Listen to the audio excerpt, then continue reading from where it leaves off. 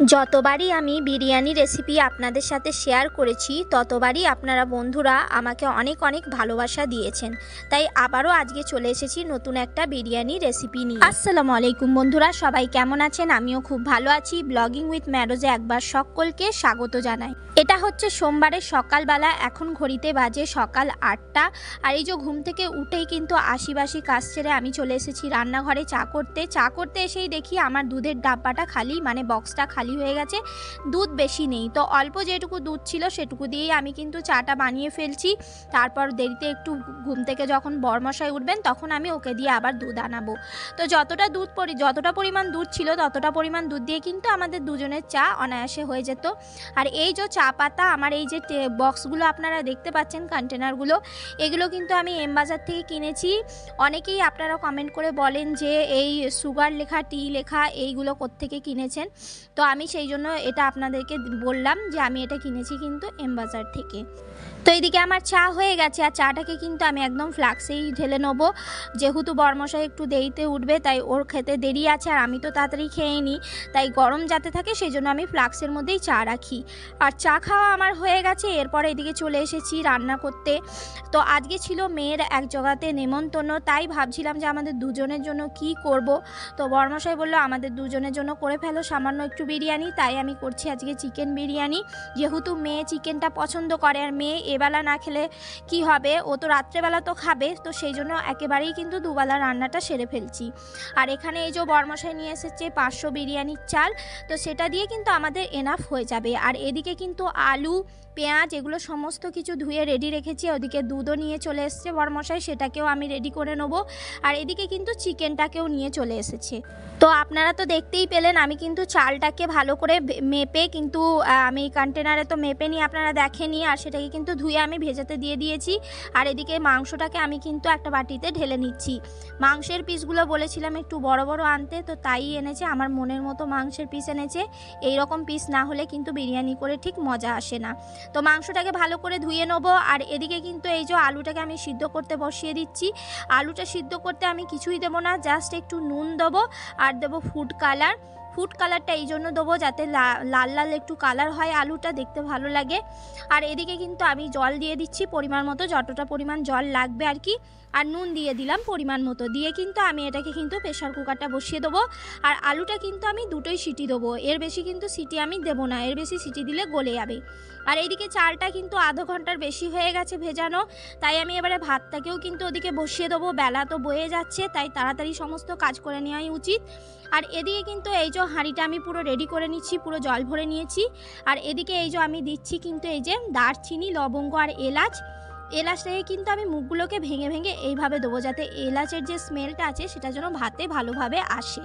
আমি কিন্তু যতবারই বিরিয়ানি বানাই আমার কাছ থেকে একটা ভুল কিন্তু হয়ে যায়, কেন জানি না। বিরিয়ানির কালার, মানে চালের যে আর কি চালটার ভাতটা আর কি সিদ্ধটা সমস্ত কিছুটাই ঠিক হয়, কিন্তু কেন জানি না ফ্লেভারটা একটু বেশি হয়ে যায়। তাই আমি আজকে মন দিয়ে বিরিয়ানিটা করব। আর অল্প চালের যেহেতু করছি তাই মন দিয়ে ভালো করে করার চেষ্টা করব। কেন, শিখতে তো হবেই, ভুল করে করেই মানুষ শেখে। তো একদিনেই তো মানুষ শেখে না, ভুল করে করেই সমস্ত জিনিসটা মানুষ শেখে। তো আমিও সেটা চেষ্টা করব যাতে আমি ভালো করে বানাতে পারি।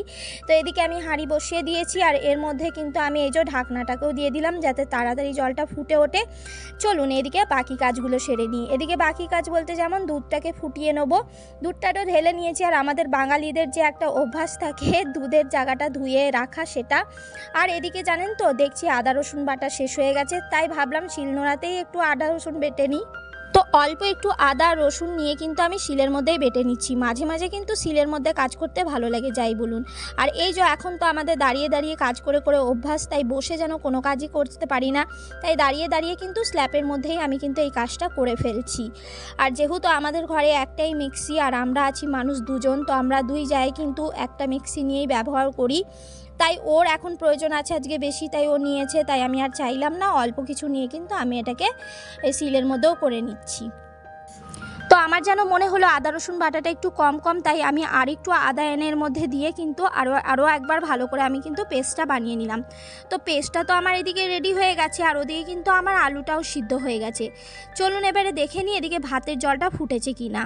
তো তো এই দেখুন ভাতের জল ফুটে গেছে, তো চালটাকে দিয়ে দিচ্ছি। এবারে চালটা দিয়ে কিন্তু আমি এটাকে দিয়ে দেবো সিদ্ধ করার জন্য। আর ভাতটা কিন্তু আমি করব একদম বেশি সিদ্ধ করব না, আমি মানে 80% সিদ্ধ করব, 20% আমি যেহেতু দমে দেবো, তাই দমের মধ্যেই কিন্তু এটা সিদ্ধটা হবে। তো চালটাকে দিয়ে কিন্তু আমি ভালো করে নেড়ে নিলাম। আর এখানে কিন্তু আমি একটা জিনিস দিইনি, যেটা হচ্ছে সাদা তেল। সাদা তেলটা কিন্তু আমি পরে দেবো। ঢাকনাটা বন্ধ করে দিলাম হাঁড়ির। আর এদিকে চলুন দেখি আমার আলুটা সিদ্ধ হয়েছে কি না। আলু তো সিদ্ধ হয়ে গেছে আর সিটিও খুলে গেছে। তো বেশি সিদ্ধ যাতে না হয় সেই জন্য আলুটাকে কিন্তু আমি জল থেকে তুলে নিচ্ছি। তো এদিকে এই দেখুন একটা পাত্রের মধ্যে রেডি রেখেছি আমি বড় মতো ছাঁকুনি, তার মধ্যে কিন্তু আলুটাকে আমি ছেঁকে নিলাম। আর আজকে কিন্তু আলুটাকে আমি একটু ছাঁকাই তেলে ভাজবো। অনেকে ভেজে করে, তাই আমি চেষ্টা করছি আজকে ভেজে করা। তো স্টেপ বাই স্টেপ আমি একটা একটা করে সমস্ত কাজগুলোকে গুছিয়ে নিচ্ছি। ওদিকে কিন্তু দুধটা জাল দিতে বসিয়ে দিয়েছিলাম কমিয়ে দিয়ে। আর এদিকে চিকেনটাও ধুয়ে আমার রেডি আছে। এর মধ্যে ফুড কালার দিয়ে দিলাম, দিয়ে দিচ্ছি লেবুর রস সামান্য, দিয়ে দিচ্ছি নুন। দেওয়ার পরে আমি ভালো করে মাখিয়ে নেবো। মাখিয়ে নিয়ে কিছুক্ষণ রেখে দিলে ভালো হতো, কিন্তু আমার কাছে তো অতটা সময় নেই। ঘড়িতে এখন বেজে গেছে 11:30, অনেকটা সময় হয়ে গেছে।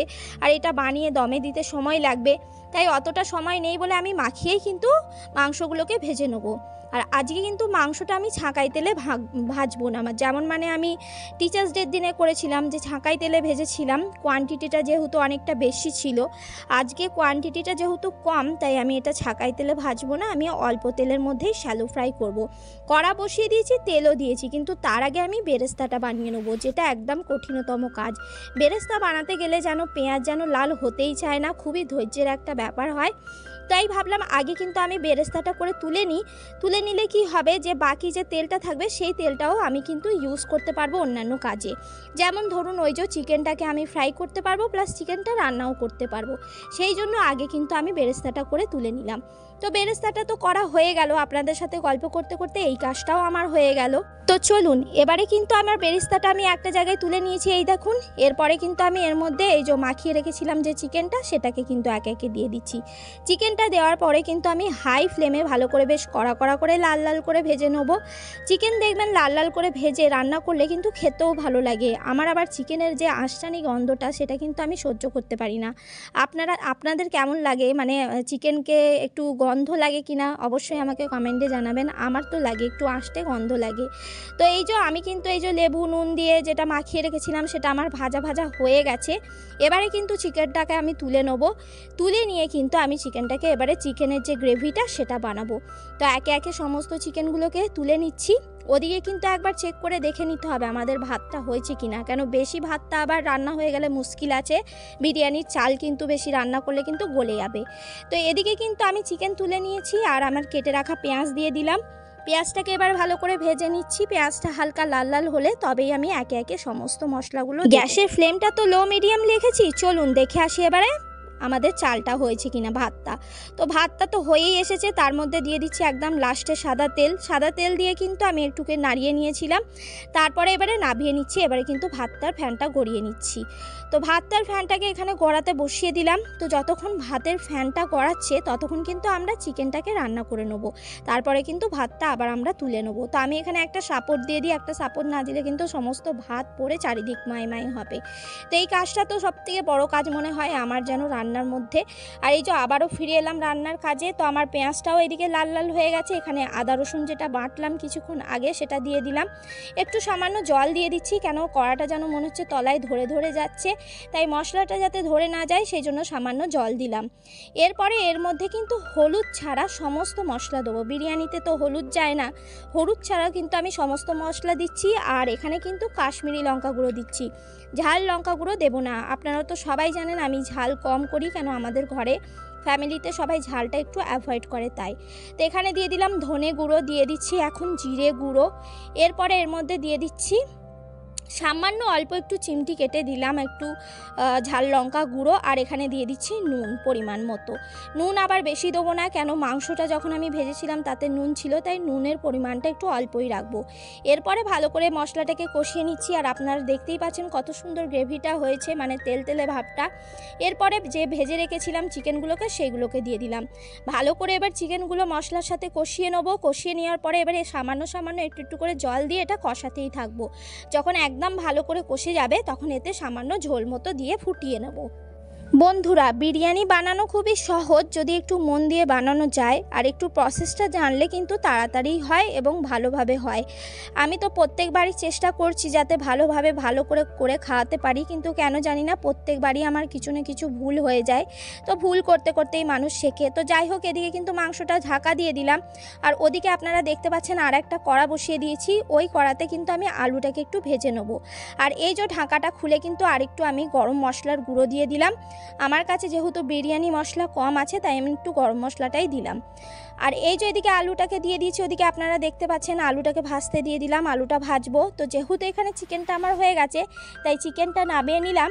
আর ওদিকের গ্যাসটা বন্ধ করে আমি কিন্তু কড়াটা এদিকে নিয়ে চলে এলাম যাতে আপনাদেরকে ভালোভাবে দেখাতে পারি। তো ভালো করে লাল লাল করে কিন্তু আলুটাকে ভেজে নেবো। আর এই যে আলুও ভাজা হয়ে গেছে, আর আমি এবার বিরিয়ানিটা কিন্তু সাজাতে চলে এলাম। তো একদম বেশি কিন্তু আমি দিয়েছি সাদা তেল, আমি কিন্তু ঘি দিইনি।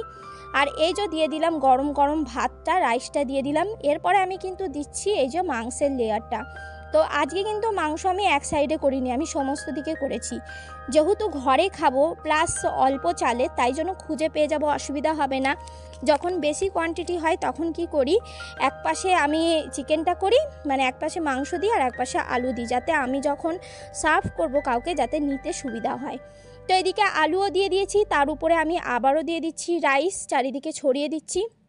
আর কত সুন্দর ধোঁয়া উঠছে আপনারা দেখতেই পাচ্ছেন রাইস থেকে। আর এদিকে এই যে দুধের মধ্যে দিয়েছি আমি ফুড কালার, তার মধ্যে দিয়ে দিলাম বিরিয়ানি মশলা, দিয়ে ভালো করে আমি ওটাকে মিক্স করলাম, ওটা একটু দিলাম। তারপরে এই যে ঘিটা একদমই বসে গেছে, তাই আমি ঘিটাকে কি করেছিলাম, ভাতের যে ফ্যান গড়িয়েছিলাম তার মধ্যে একটু গলিয়ে নিচ্ছি, দাঁড়ান, গড়িয়ে তারপরে কিন্তু আমি ঘিটা দেব। কিন্তু তার আগে আমি এর মধ্যে দিয়ে দিলাম এই যে গোলাপ জল, সামান্য পরিমাণ দিচ্ছি, সমস্ত মশলাই আমি একদম অল্প অল্প করে দেব। তো এরপরে আমি এর মধ্যে দিচ্ছি এই যে বিরিয়ানি যে এসেন্সটা, সেটাকে একটু দেবো এর মধ্যে। তো এই যে নিয়ে চলে এসেছি, এটা সামান্য পরিমাণ দিচ্ছি। এই জিনিসটা যদি বেশি পড়ে যায় না তো বিরিয়ানি তেতো হয়ে যায়। তো তারপরে আমি আরও একটা লেয়ার দিচ্ছি রাইসের। তো যেহেতু অল্প পরিমাণ, বেশি তো আর সামগ্রী নেই, তাই ভাতটা পুরোটাই আমি দিয়ে দিলাম।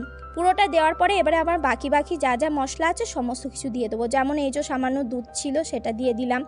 এখানে পেঁয়াজ বেরেস্তাটা ওপরে দিতে হয়, ওপরে পেঁয়াজ বেরেস্তাটা দিয়ে দিয়েছি।